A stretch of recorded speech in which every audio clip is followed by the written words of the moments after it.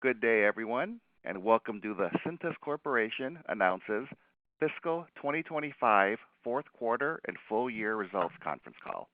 Today's call is being recorded. At this time, I would like to turn the call over to Mr. Jared Mattingly, Vice President, Treasurer, and Investor Relations. Please go ahead, sir. Thank you, Ross.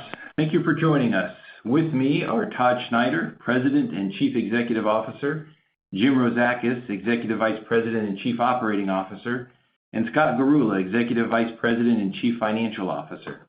We will discuss our fiscal 2025 fourth quarter and full year results. After our commentary, we will open the call to questions from analysts. The Private Securities Litigation Reform Act of 1995 provides a safe harbor from civil litigation for forward-looking statements. This conference call contains forward-looking statements that reflect the company's current views as to future events and financial performance. These forward-looking statements are subject to risks and uncertainties, which could cause actual results to differ materially from those we may discuss. I refer you to the discussion on these points contained in our most recent filings with the Securities and Exchange Commission. I'll now turn the call over to Todd. Thank you, Jared, and thank you all for joining us. I'd like to take a moment and welcome Jim and Scott to our call today. Jim is a seasoned leader that brings 26 years of experience with Cintas, and over the last 2 years has served as Cintas's Chief Operating Officer. Scott was recently appointed as our Chief Financial Officer and brings with him over 29 years of experience, including leading each of our route-based businesses. On today's call, I'll start by sharing an overview of the quarter, the year, and our outlook for fiscal 2026. Jim will share some more detail on our segment performance and the drivers in the business, and Scott will wrap up with more detail on our financials. We are pleased to have delivered a strong fourth quarter to close out another impressive fiscal year for Cintas. We delivered robust top-line growth and maintained healthy margins and cash flow, demonstrating the strength of our value proposition. In the fourth quarter, total revenue grew 8% to $2.67 billion. Our organic growth rate, which adjusts for the impacts of acquisitions, foreign currency exchange rate fluctuations, and workday differences, was 9%. We continue to execute at a high level across each of our businesses, including organic growth of 7.2% in the Uniform Rental and Facility Services segment and 18.5% in our First Aid and Safety segment.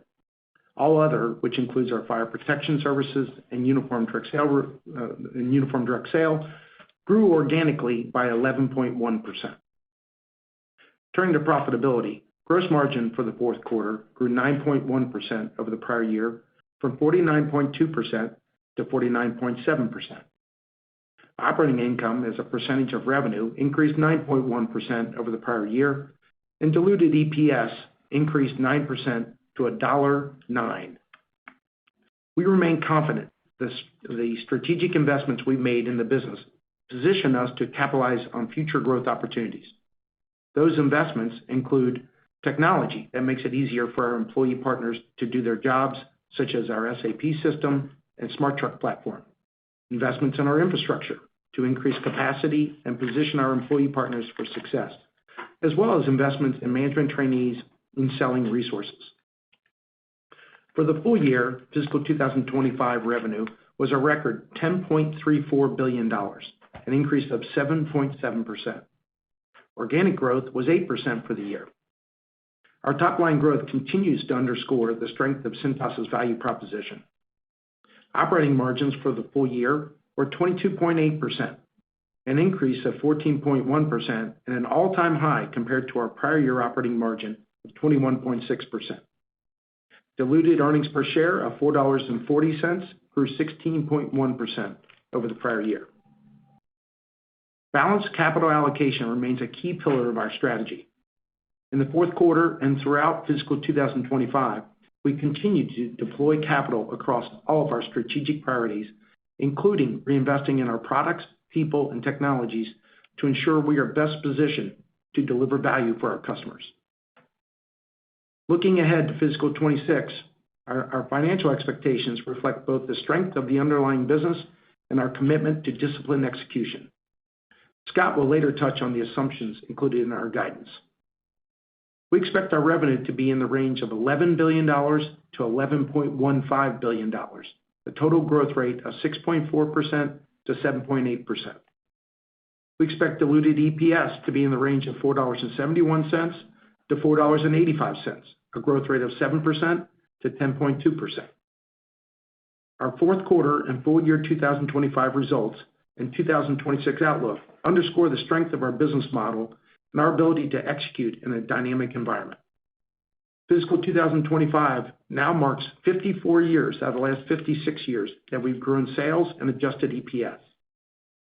I want to thank all of our employee partners for their hard work and dedication. With our culture of continuous improvement, superior products and services, and disciplined execution, we are well positioned for sustained growth and value creation. Lastly, we were named to the prestigious Fortune 500 for the 9th consecutive year. It is an honor to be recognized among the most successful and respected companies. We're proud of these results and the value we continue to deliver for Cintas' shareholders. With that, I'll turn it over to Jim for additional insights. Thanks, Todd, and good morning. We continue to grow at attractive rates by helping new customers meet their needs of image, safety, cleanliness, and compliance. We are seeing success in adding new products and new services to existing customers. Our retention rates are right at our all-time highs, and pricing continues to be at our historical levels.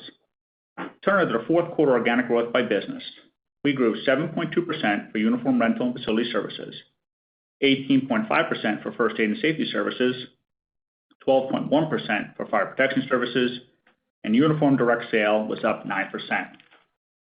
As we've done in the past, I will share a revenue mix of the uniform rental and facility services operating segment for the fourth quarter. Keep in mind there can be small fluctuations in mix between quarters. Uniform rental was 48%, dust was 19%, hygiene was 16%, shop towels were 3%, linen, which includes microfiber, wipes, towels, and aprons, was 10%, and catalog revenue was 4%. These percentages are consistent with last year and demonstrate we continue to experience strong demand across all our products and services. Gross margin percentage by business was 49% for uniform rental and facility services, 56.8% for first aid and safety services, 49.3% for fire protection services, and 41.6% for uniform direct sale. Gross margin for the uniform rental facility services segment increased 40 basis points from last year. Our progress year over year reflects the positive impacts made by our excellent supply chain team, as well as cost savings initiatives such as our garment sharing, technology enhancements like our auto sortation systems in our plants, and our proprietary smart truck solution that makes our routes more efficient. Gross margin for the first aid and safety services segment increased 140 basis points from last year, with strong revenue growth continuing to create leverage. A healthy revenue mix that includes growth in high margin recurring revenue products like AED rentals, eye wash stations, and water break, as well as cost savings initiatives such as smart truck and improved sourcing. Before I turn over to Scott, I'd like to share an example that demonstrates how we're delivering for our customers. A customer in the southeastern part of the country has been a valued customer for over 10 years. For most of that time, we provided them exclusively with facility services, products, and services. Their maintenance department uniforms were direct purchase, what we would call a no-programmer. Our customer approached us to see if we could help them address three key pain points. One, the initial investment and ongoing costs associated with replacing uniforms due to turnover and damage made it difficult to forecast spend and manage cash flow. Two, their employees expressed a strong preference for the convenience and professionalism of a laundered uniform program over washing their uniforms at home. Three, their managers found that overseeing uniform logistics in-house took valuable time away from focusing on their core business operations. In response, we successfully introduced our uniform rental program on top of our facility services offering. But the story doesn't end there. We also earned the trust of their culinary department, onboarding those employees who had previously been with a traditional uniform competitor. The switch was driven by a premium ChefWorks exclusive attire and the opportunity for vendor consolidation. This example underscores several points. First, we don't always have to lead with uniforms. In this case, we had a long, successful relationship with a customer built on our facility services offering. Second, we can grow in a variety of different ways. We can convert no programmers to a rental program. We can add new customers who are currently with another uniform rental provider by offering premium products and services. and we can grow by adding new products and services to our existing customers. This example also illustrates how Cintas is more than a service provider. We are true problem solvers committed to helping our customers succeed. And by staying attuned to their feedback, we continue to strengthen our relationships and expand our footprint across industries. And I'll turn over to Scott for additional details on our capital allocation strategy and 2026 outlook. Thank you, Jim, and good morning, everyone. As Todd mentioned, we closed our fiscal year with strong financial performance. Our balance sheet remains healthy, and during fiscal 2025, we generated $1.6 billion of free cash flow. In the fourth quarter, we were able to put our capital to work through capital expenditures of $114.6 million, acquisitions of $34.1 million, dividends of $157.8 million, and share repurchases of $256.7 million. Our effective tax rate for the fourth quarter was 22.1% compared to 21.4% last year. For fiscal 2025, the effective tax rate was 20% compared to 20.4% the prior year. During fiscal year 2025, we deployed significant capital across each of our capital allocation priorities. This capital allocation strategy has been effective for many years and has served us well. We invested $408.9 million in capital expenditures, which helped support investments in our technology and infrastructure. Capital expenditures were 4% of revenue, which is right where we like to be. We invested $232.9 million in acquisitions in fiscal 2025, representing our largest year of M&A activity in almost 20 years, excluding our 2017 acquisition of G&K. These acquisitions spanned across each of our three route-based segments, adding new customers, extending capacity, and delivering compelling synergies.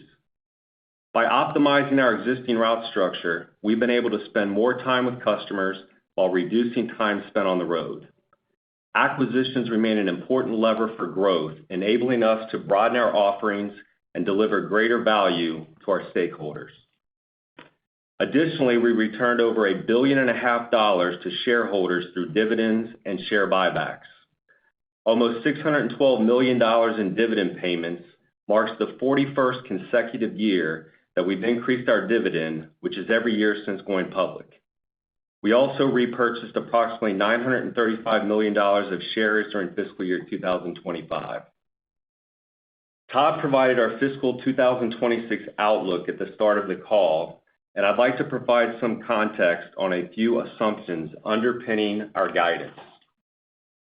Please note that both fiscal 2025 and fiscal 2026 have the same number of workdays for the year and by quarter. Our guidance does not assume any future acquisitions. Our guidance assumes a constant foreign currency exchange rate. The fiscal 2026 interest net is expected to be approximately $98 million.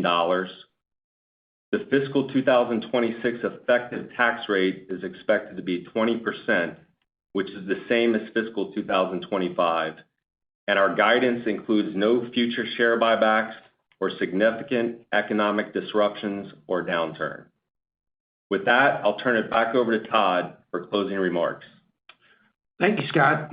As we look ahead to fiscal 2026, our results reflect the strength of our strategy and the value we provide in helping our customers meet their image, safety, cleanliness, and compliance needs. We remain focused on delivering exceptional customer experiences while continuing to make the necessary investments in our business to sustain long-term growth and value creation. Our confidence in our ability to navigate the current environment and capitalize on future opportunities remains strong. Jared, back to you. Thanks, Todd, Jim, and Scott. That concludes our prepared remarks. Now, we are happy to answer questions from the analysts. Please ask just one question and a single follow-up if needed. Thank you. If you would like to ask a question, please press star one on your telephone keypad now. Please be prepared to ask your question when prompted. You will also be allowed to ask one follow-up question. Once again, if you would like to ask a question, please press star one on your phone now. And our first question comes from George Tong from Goldman Sachs. Please go ahead, George. Hi, thanks. Good morning.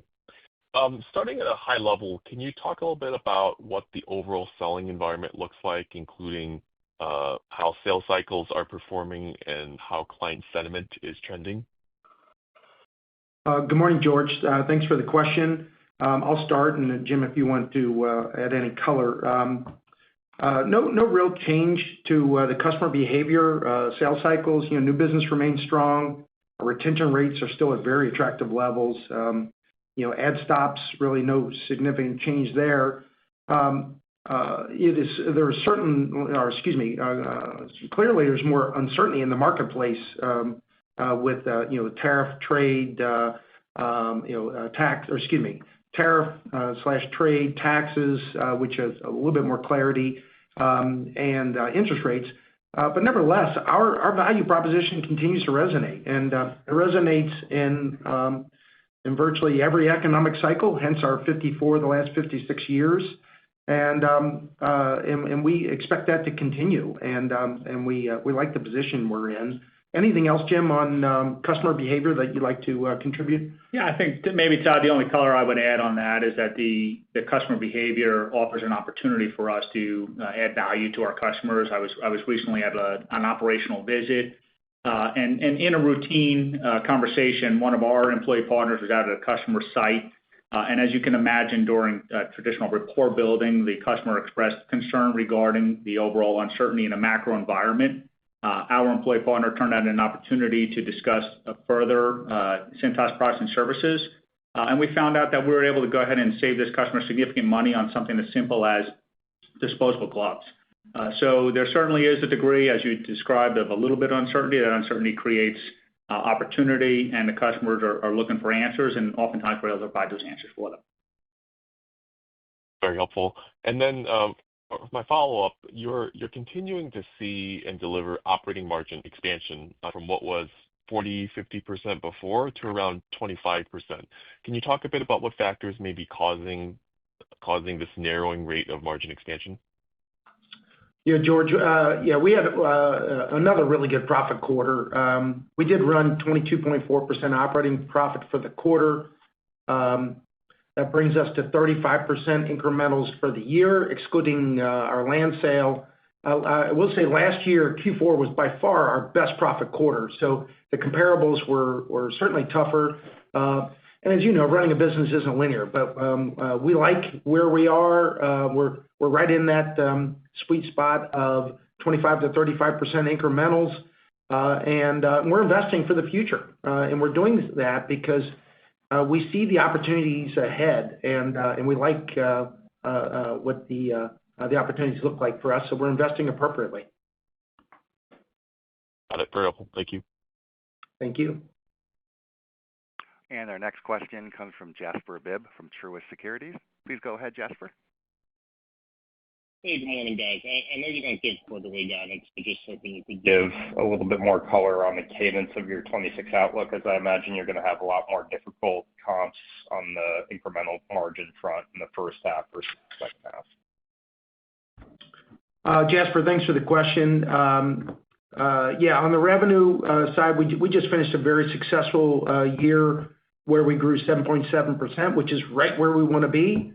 The 26 revenue guide calls for 6.4 to 7.8%, which again is right where we like to be and sets us up for another really good year. We're performing well, and we like the momentum that we have in the business. On the EPS side, we had a great year in FY25, and we think we're set up for another really good year in FY26. The guide calls for EPS growth of 7% to 10.2%, which infers margin expansion throughout the guide. And at the midpoint of revenue EPS guide, it also represents operating margin above 23% and incrementals in the high 20s. So this is all consistent with how we guided last year, and this year, certainly the macro environment there's a little bit more uncertainty, but we think we're well positioned to navigate the environment and have another very successful year in 26. Got it. And then hoping maybe you could give some color on what you're seeing in add stops, and how you're thinking about that trend in your fiscal 26 guidance. Yeah, Jasper, good question. We have an incredibly broad customer base. So we have some customers that are absolutely thriving in this environment. Some are dealing with input costs challenges. But the net is our customer base is still performing well, and we think that we're in a good position there. Keep in mind, 70% of our customer base are in the services providing sector, 30% in the goods producing. But so from an add stop standpoint, we think we're in a good spot. We don't give out that specific number, but we like the momentum that we see in our business. Thanks for taking the question. And our next question comes from Manav Patnaik from Barclays Capital. Please go ahead, Manav. Hi, good morning. This is Ronan Kennedy on for Manav. Thank you for taking my questions. You touched on this in response to Jasper's question, but if I may just look to go a little more granular. The 26 guide, the implied operating income margins of 25%, I think are at the lower end of the midterm guide of 25 to 35, and then 23 and 27 at the low and high ends respectively. There's obviously an element of operating leverage at play in revenues, but any further insights you can shed as to the puts and takes to the drivers of those incrementals, whether it's the positive impacts of supply chain tech initiatives or the negative impact, say, of the SAP implementation for fire protection. Any further insights on kind of puts and takes to those incrementals, please? Yeah, thank you, Ronan. We like our guide. We think the incrementals are right where we want to be. Certainly there is. We will be continuing to invest in SAP in our fire business. That's not an inexpensive effort there. But that's all contemplated in our guide, as is any input cost challenges that are thrown our way as a result of the environment the macro environment that we're dealing with, et cetera. So we feel good about the spot we're in from an incremental margin standpoint. Again, 25 to 35%, and we're investing appropriately. Running a business isn't linear, so we're focused on the long term and positioning our partners and our customers to be incredibly successful, and we like the spot that we're in. Thank you. And then for my follow-up, please, similar question, but in relation to revenues. The guided revenue range is, I think, 140 basis points, which you understandably indicated is right where you want to be. I also think that range is consistent with the guided range for F25. Can you give us any further insight as to what that contemplates from organic by department, or the expected contributions from, say, price, new biz, et cetera, versus historicals? Any further insight there, please, would be greatly appreciated. Yeah, certainly, Ronan.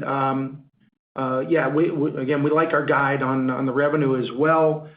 We think we're positioned there. The net for us, we want to grow our business in the mid to high single digits revenue.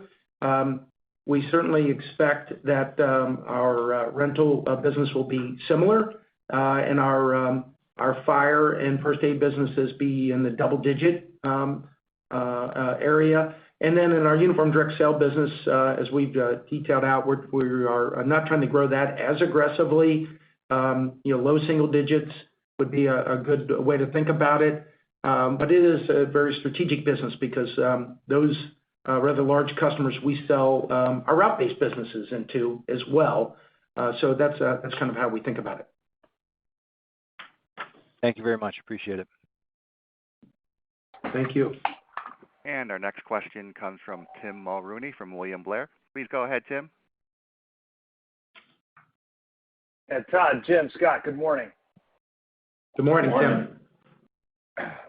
Thanks for taking my question. So just the first one on the quarter, your fourth quarter result here, organic growth was 9%. That was well above consensus. I think it was also above what was implied by your own guidance range that you provided last quarter. So I'm just curious, what business lines or sectors picked up during the quarter relative to your own expectations? Yeah, thank you, Tim. Yeah, we're really proud of our fourth quarter performance. It did exceed our expectations. I think underscores the momentum we have in our business, but we did have for some I'll call it more discrete type one-time benefits in the area of our first aid business. We were propelled by a great performance in our training area, which those tend to be a little bit more discrete, one-time in nature. Our uniform direct sale business grew 9%, which was a really strong close to what was a bumpy year. So a little bit more one-time in nature there, but we're really proud of the performance in the close of the year, and we think we're well positioned for FY26. Okay, no follow-up needed. Thanks, guys. Thank you. And our next question comes from Andrew Steinerman from J.P. Morgan. Please go ahead, Andrew.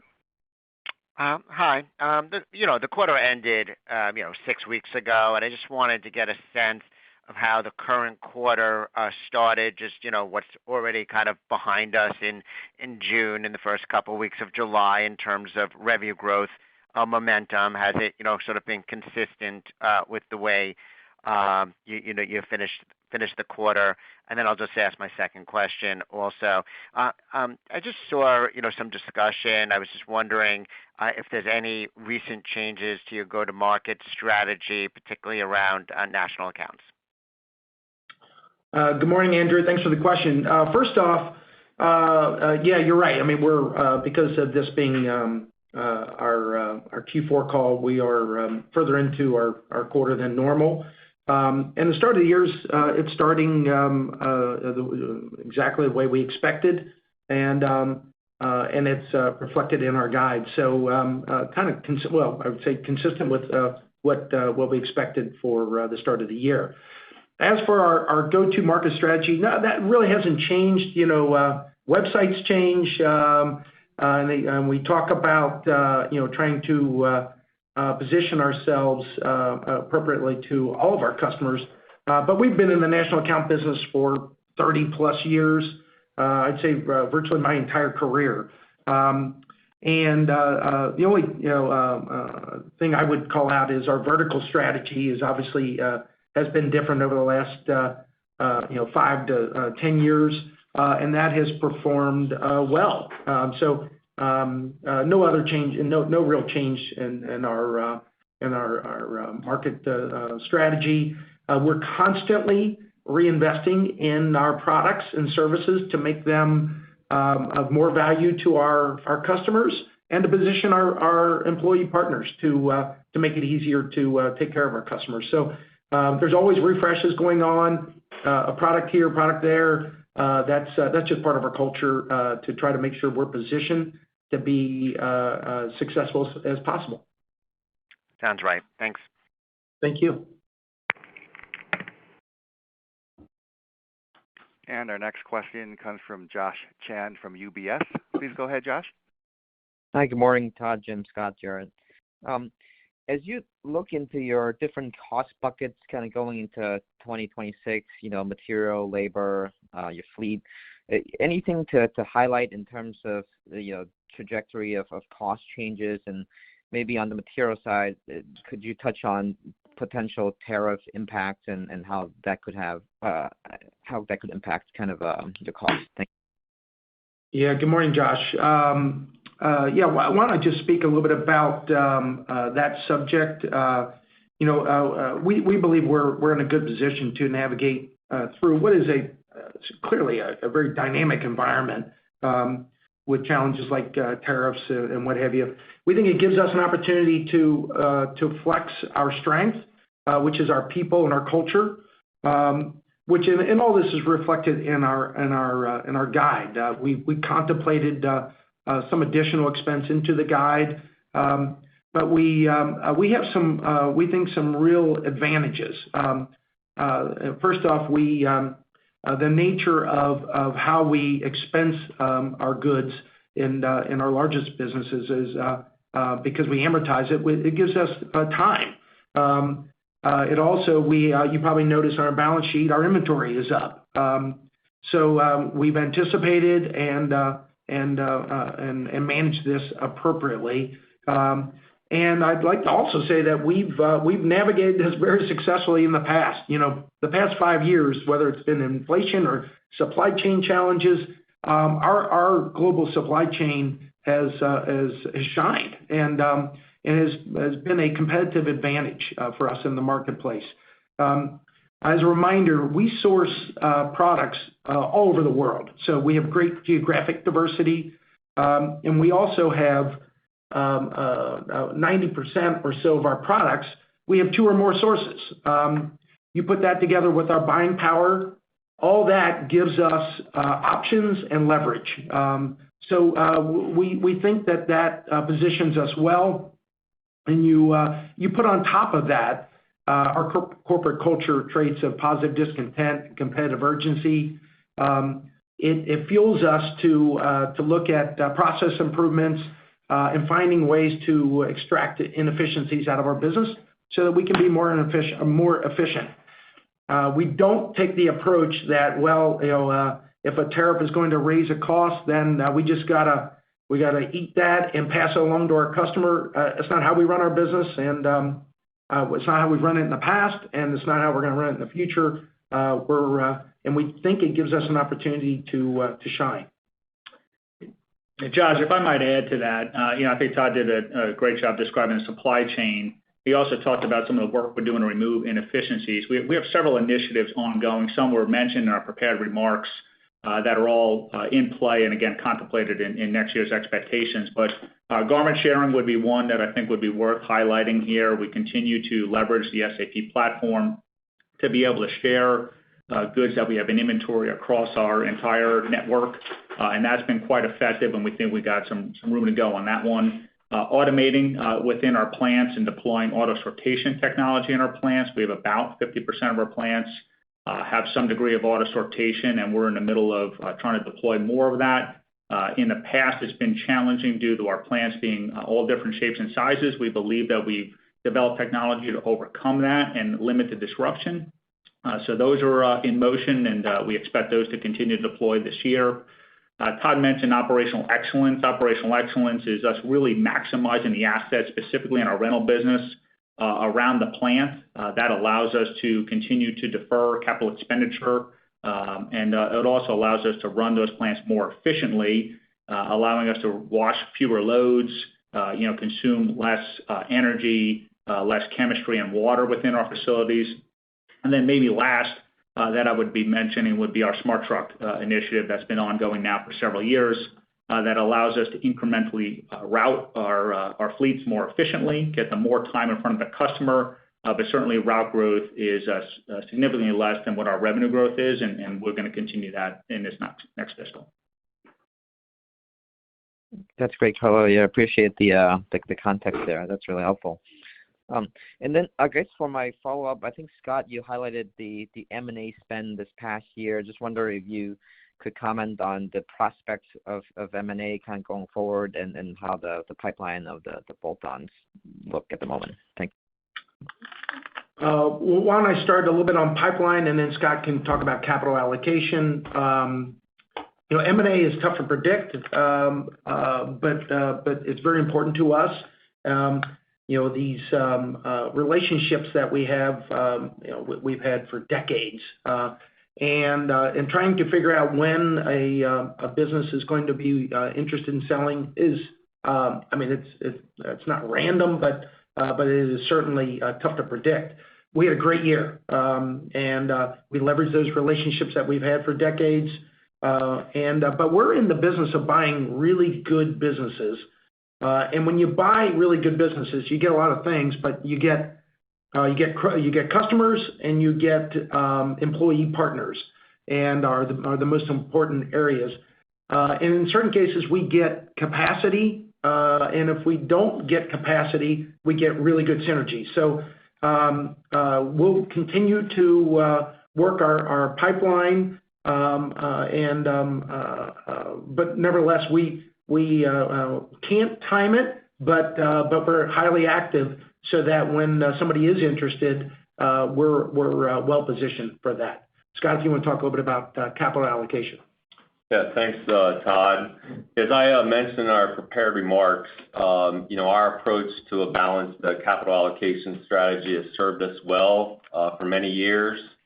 I've been part of that in my prior roles and really don't see a change in that in the future.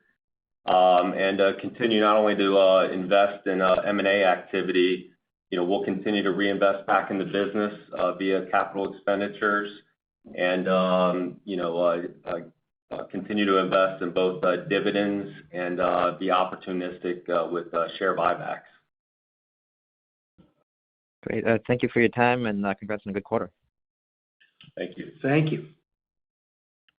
And our next question comes from Jason Haas from Wells Fargo. Please go ahead, Jason. Hey, good morning, and thanks for taking my questions. I'm curious if you expect the industry to pass on higher price increases in fiscal 2026, given the tariff-driven inflation, and if that's something that you've baked into your guidance, assuming you could take more price as well, or if that could represent upside. Thank you. Thanks for the question, Jason. Our pricing strategy is we're back at historical levels on pricing. We certainly don't control how our competitors price things, but we expect to be at historical levels of pricing. What we know of the environment today, we think we're well positioned. It's contemplated in our guide. And as I mentioned earlier, we don't just run our business in a manner where, if a tariff comes through and there is some cost increase, first off, we don't just accept that. And then secondly, we find ways to run our business more efficiently because, we operate in a competitive environment, competitive marketplace. And as a result, we want to make sure that we're being great fiduciaries for not only our shareholders and our partners, but our customers. So our guide contemplates historical pricing, and that's how we would plan to manage the business. Okay, thank you. That's helpful. And then as a follow-up, I was curious in this environment if you're seeing more competitive wins, particularly from some of your larger competitors that are out there, since it seems like your growth rates are quite elevated versus what we've seen from others. Thank you. Yeah. So again, thanks for the question. No real change in the marketplace, I'd say, from a competitive landscape. It's been competitive my entire career, and I'm sure it will be, into the future as well. That being said, we don't look at it as a finite pie. We have a little over 1 million business customers. There's 16 to 17 million businesses in the U.S. and Canada. So we look at it as an opportunity to go and sell more to those customers who are not buying from us today. And then we have this incredible opportunity to sell more products and services to our current customers. So, how someone else in our direct competitor might be growing is that's not of interest to us. We're more focused on how can we provide more value to our customers? How can we position our employee partners to be more successful? We want to be easier to do business with. We want to be easier for our partners to sell, and easier for our customers for them to do business with us. Got it. Thank you. That's very helpful. And our next question comes from Ashish Sabadra from RBC. Please go ahead, Ashish. Thanks for taking my question. I just wanted to focus on the 4 strategic verticals: healthcare, government, education, and hospitality. I was wondering if you could just provide any update on those fronts and any big initiative as we go into 2026. Thanks. Good morning, Ashish. Thanks for the question. I'll start, and then Jim, feel free to chime in. We like all our verticals. We think we've chosen them really well. As a reminder, we don't just sell into those verticals; we organize around them. And from a business standpoint to make sure that we can service them appropriately and provide better value. But we think we've chosen them quite well, and we expect them all to perform above our average growth rates. Jim, anything specific on verticals you'd like to call out? I guess I would just add that, by organizing around the verticals, it allows us to gain intimate knowledge and really understand the industries well. Therefore, we're able to collaborate and innovate solutions that we bring to the marketplace that not only allow us to have solid growth within those verticals, but oftentimes those solutions could expand outside of those verticals. And one we've discussed in the past has been our healthcare journey and our journey with really what initiated scrub dispensing. That dispensing service now is out beyond just healthcare, and we see lots of applications for that. We've gone on a recent journey in healthcare to really innovate and change how we go to market for privacy curtains, and we believe that those are indicative in the types of solutions that you're able to bring to marketplace when you get that involved and invested in particular verticals, and we want to continue to do that moving forward. Ashish, we hear from our customers, as Jim mentioned, when you organize around them and you spend that much time with them, you hear where they need help and where they're struggling for whether it's cleanliness or compliance or image or safety. And Jim just walked through the privacy curtains, and it's a great example where customers really struggle with that, with the compliance, which affects cleanliness. And we didn't just roll out privacy curtains. We invested in technology around that and also in improving how they function.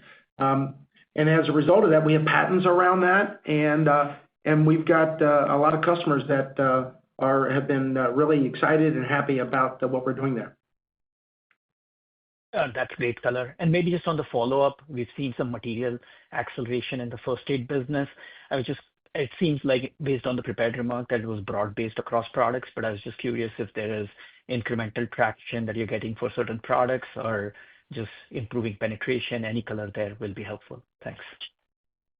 Yeah, great question. We love the first aid business, and it's performing at a very exciting clip. And the value that they provide to the customers it's reflecting. Jim talked a little bit about that. We've got some good momentum around certain products and services. AEDs have been in great demand. That's been good. Our water break, our eye wash stations, those recurring revenue type products are really good for us. But our cabinet business is attractive. So we've invested appropriately there, and we're seeing the benefits of that. That being said, we did benefit from a spike in training during the quarter, which we don't expect to continue at those levels. But nevertheless, we think we're well positioned to be successful in the marketplace in the first aid business. That's great color. Thank you. Thank you. And our next question comes from Shlomo Rosenbaum from Stifel Nicolaus. Please go ahead, Shlomo. Hi, thank you for taking my questions. I want to piggyback a little on Ashish's question. In that first aid business, how much of that revenue would you say is more kind of recurring, and how much of that business is usually training and other areas that might be more one-time-ish? Yeah, good morning, Shlomo.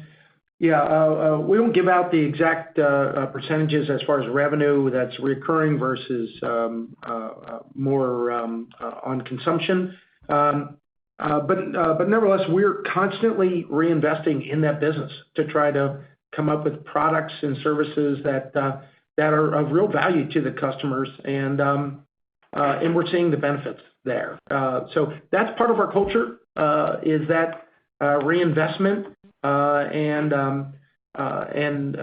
we'll continue down that path. And we think again we're well positioned to be successful in that market, and the demand is showing. And we expect that business will grow in the low double digits moving forward, and we like the spot for there.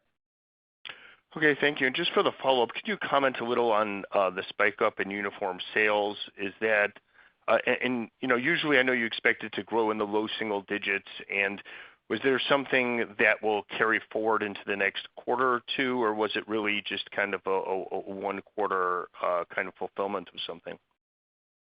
Yeah, good question, Shlomo. Yeah, in the uniform direct sale business, we do expect that to grow in the low single digits. It was a bumpy year for them, and they had a really strong close, but no, I would not expect that would continue into the fiscal year.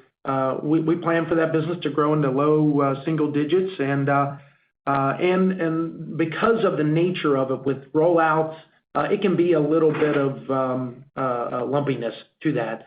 And Q4 was a really strong close to the year. Thank you. Thank you. And our next question comes from Stephanie Moore from Jefferies. Please go ahead, Stephanie. Great. Good morning. Thank you.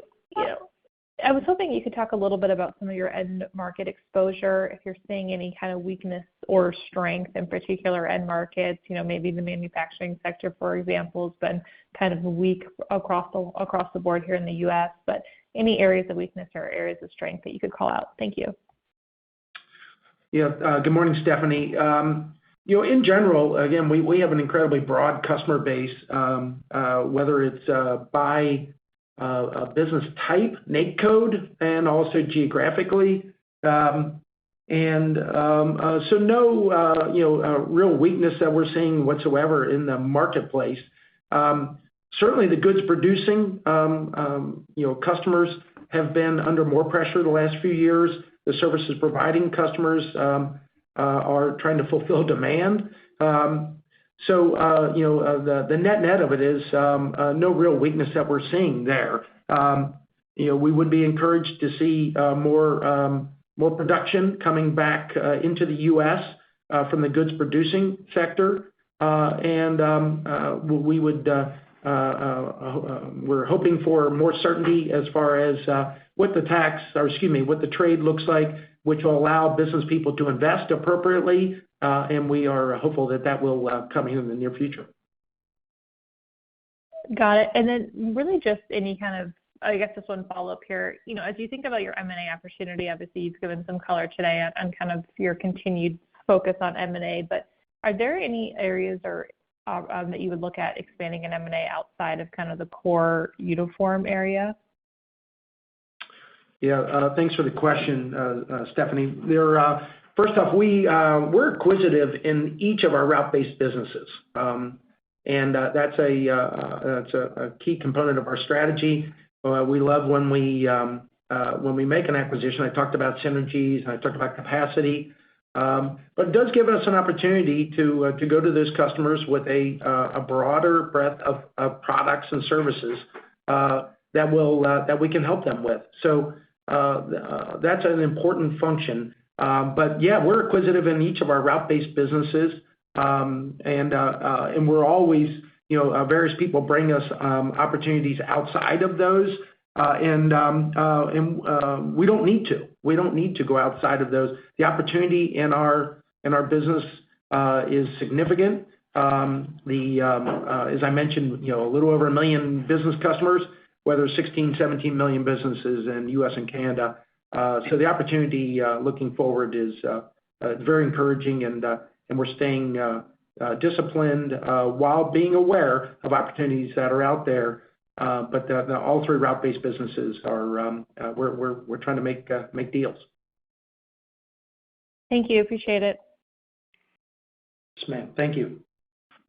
And our next question comes from Scott Schneeberger from Oppenheimer. Please go ahead, Scott.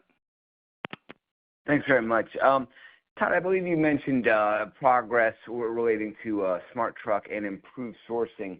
Could you please elaborate on that? And then my follow-up I'll ask up front for Scott. Just curious, it sounds like we should be expecting 4% of revenue CapEx again in fiscal 26. I'm just curious, digging in from the One Big Beautiful Bill Act, anything to expect there impacting cash flow in 26 or any other aspects of the business? Thanks, guys. Well, thank you for the question, Scott. Yeah, as I mentioned, and I think Jim expanded upon it, Smart Truck has been a great investment for us. It's technology that allows us to spend more time with the customer and less time driving.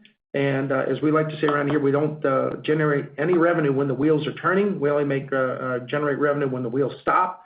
So, and that technology has allowed us to improve upon that. Jim mentioned that we're adding routes at certainly a slower pace than we're adding revenue, and that speaks to just what I mentioned. From a sourcing standpoint, we're constantly working on improving sourcing. We have seen benefits over the past few years with our centralized purchasing with our first aid distribution center, but our sourcing organization they're working overtime right now, and because of the environment with tariffs being uncertain there, but we're encouraged by what they do, how they do it, and we think this will give them an opportunity to shine. Scott, if you want to talk a little bit about CapEx and cash flow. Yeah, thanks, Todd. Thanks for the question, Scott. Regarding CapEx, we came in at 4% of revenue in fiscal year 25, and we expect to be in that 3.5% to 4% going forward. As we know, investments can fluctuate from quarter to quarter and year to year, but we like to be in that 3.5% to 4% range as a percent of sales. I believe your second question was related to the tax bill, and we are not, based on the strength of our balance sheet and financials, we're not expecting any material impact from the tax bill on our tax rate, cash flow, or the business in general. Great, thanks, guys. Thank you. And our next question comes from Tony Kaplan from Morgan Stanley. Please go ahead, Tony. Hi, good morning. This is Yehuda Silverman on the line for Tony Kaplan. So just had a quick question about new sales. So typically, what's the main driver for a customer to switch providers? Is there a certain product or area that's more or most attractive to customers? Yeah, thank you for the question, Yehuda. We don't care where the customers start doing business with us. Whether it's uniforms or FS, as Jim spoke about earlier with his example in his prepared remarks, first aid, fire, uniform, direct sale. We just want to start doing business with them. And then, and as we do business, we think that that makes it easier because they historically have a very good experience. And then it leads to, well, what else can you help us with? And when you have eyes and ears and minds in your customer's place of business on a frequent basis, it breeds confidence and it breeds the opportunity as they look out and say, what else can we help you with? Jim mentioned a little bit about it really varies based upon where we get started, but also the impetus for a customer to switch. Because of the white space out there where there's so many businesses that are self-serve, that's where we really focus our time. And they're all spending money to some degree on items, meaning they're all their people are wearing clothes. Their people are getting they're getting disposables from somewhere. It might be a e-commerce or it might be a brick and mortar retail store. So it really doesn't. It varies based upon where the customer is, what where their business is at that point. They may be dealing with an environment where they don't have as many people, but the work still needs to be done, or they're struggling to keep up with demand. And you can help me with this. Take this off my plate. Be happy for you to do that. Jim, anything else you'd like to add there? The only thing I would say is, the new business wins converting from a traditional competitor over to us, they happen for a variety of different reasons, and we believe we have a lot of differentiators from the product line to the service to the technology offerings for the customers. But just as maybe a level setting is that about 2/3 of our new business comes from what we call no programmers, or really that, as Todd described, the do-it-yourself, or the folks that are purchasing from some retail or e-commerce type of solution. And that's where we focus a lot of our time, and that's where we have the most success. That's been a strategy for years, and will continue to be a strategy, and we know that resonates well in the market. Great. Thank you. And our next question comes from Kartik Mehta from Northcoast Research. Please go ahead, Kartik. Hey, good morning.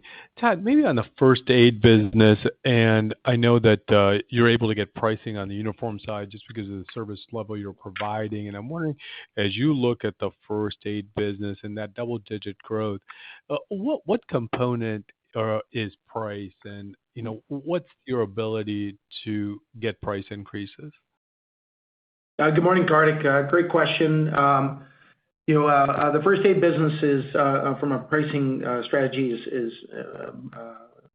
the same as how we run our other businesses, and they're back to historical levels. And so the vast majority of our growth in that business is volume growth. We're not growing our business or any of our businesses because of pricing being the major strategy. We're growing it because we're providing more value, more products, services to customers. So that volume is growing. That's the same in each of our businesses, and that's an important component of our strategy. Can we get some price? Yes, but it's at historical levels, and we're excited about the value that we're providing the customers in the first aid, but all of our businesses. And just to follow up, but a different topic, just use of AI, kind of where you are on Cintas, more from, is it today more of a cost, or is it a benefit, or is it neutral? Great question, Kartik. I appreciate that. We've been investing in technology for years, and we will be doing so, I'm sure in perpetuity. And I'll start with our investment in our what I call our rock solid foundation of SAP, and then moving on then we started investing in data analytics once we had that ability of accessing the data, and then algorithms, and now machine learning and artificial intelligence, which is certainly in the early innings for us, but we see opportunity there. So yeah, we're making investments. And we're doing so because we think we're excited about where we think we can take this technology, and for it to be easier for our employee partners to do their job, and make it easier for customers to do business with us. An example of that is when we talked about with Smart Truck technology. That's not artificial intelligence, but it is certainly that has been important to us, and the learnings that we've had there, we're making it better and better. Garment sharing applications, as Jim mentioned, similar. We're getting efficiencies out of our most critical assets. And all this makes it for our employee partners to be more successful and productive, and to take administrative time out of their day. We also see opportunities with technology and machine learning to direct them where to spend their time. So we think that's important. All this will show up, Kartik, in I'll say incremental improvements over many years, but important investments for us to make, so that we can get those incremental investments and benefits for many years to come. Thank you. I appreciate it. Thank you. Great. And we have run out of time for our question and answer session, so I will turn the call back over to Jared for closing remarks. Thank you, Ross, and thank you for joining us this morning. We will issue our first quarter of fiscal 2026 financial results in September. We look forward to speaking with you again at that time. Thank you. This concludes today's conference call. Thank you for your participation. You may now disconnect.